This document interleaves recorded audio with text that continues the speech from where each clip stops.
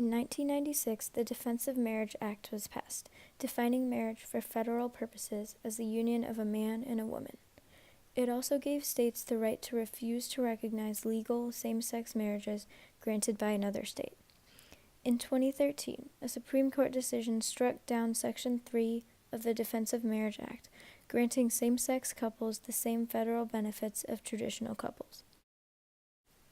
Most recently, in 2015, the Supreme Court case Obergefell v. Hodges raised controversy over whether the 14th Amendment requires a state to license same-sex marriages, and if states are required to recognize marriages that were legally granted by other states.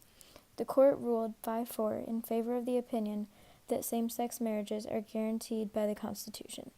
However, there was much controversy and disagreements following this decision. The first viewpoint is from the perspective of conservative Christians and is represented by the symbol of traditional Christian marriage, which includes a cross to represent the influence that religion has on this viewpoint. They believe that marriage is between a man and a woman and disagree with the decision of Obergefell v. Hodges. In an article published by New York Times, Rick Bauer, a pastor in Maryland, said, quote, "The homosexual community would have us believe that marriage is simply about loving one another. I say it's about two human beings who are wired completely differently, one with estrogen and one with testosterone, living together in love, but with the purpose of procreation. It's a lot deeper than love, so I can't see how someone could look on same-sex marriage as marriage at all." The second perspective is that of psychologists. It is a symbol of medical health, signifying how psychologists have viewed the court decision as a victory for the mental health of the LGBT community. In an article by the American Psychologists Association, convention speaker Gregory M. Herrick claims that legally married couples receive more community support and have an increased access to rights and privileges.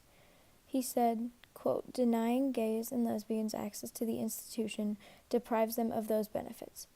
In addition, psychologists claim that prohibiting marriage for same-sex couples introduces a negative stigma for that group.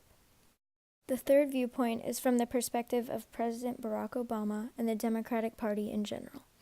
Represented as a balanced scale, this viewpoint incorporates the idea that all Americans have equal rights under the Constitution, including the right to marry. Beyond our nation and Constitution, many Democrats also believe that marriage is a fundamental human right. In response to the Supreme Court decision, President Barack Obama said in a speech, quote, "When all Americans are treated as equal, we are all freer."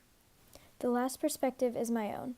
Instead of the traditional male and female symbols being linked to signify marriage, I believe that marriage should be the joining of two hearts, without any other restrictions. I am in favor of the Supreme Court decision on the basis of the 14th Amendment, which states that all citizens should be treated equally. In my opinion, the purpose of marriage in American society has evolved into a commitment of love, which is something that should be granted to everyone regardless of sexuality, race, or any other characteristic.